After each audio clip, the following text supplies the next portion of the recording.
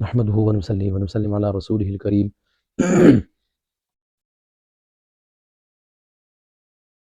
آج ہم آپ کے لیے انتہائی اعلیٰ ترین ایک وظیفہ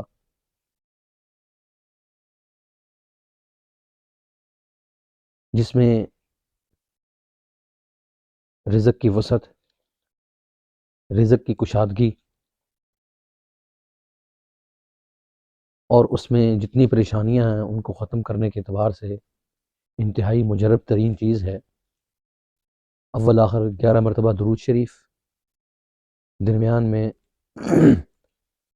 1100 مرتبہ یا مغنی، اور پھر اس کے بعد 11 مرتبہ سورہ مزمل، اور پھر آخر میں 11 مرتبہ درود شریف۔ یہ عمل اتنا مجرب ترین ہے، جتنے لوگوں نے بھی الحمدللہ یہ عمل سیکھا اور اس پر عمل پیرا ہوئے، ان کے لیے ظاہری اور باطنی اس کے اتنے منفعات نکلے جس کا انسان تصور نہیں کر سکتا۔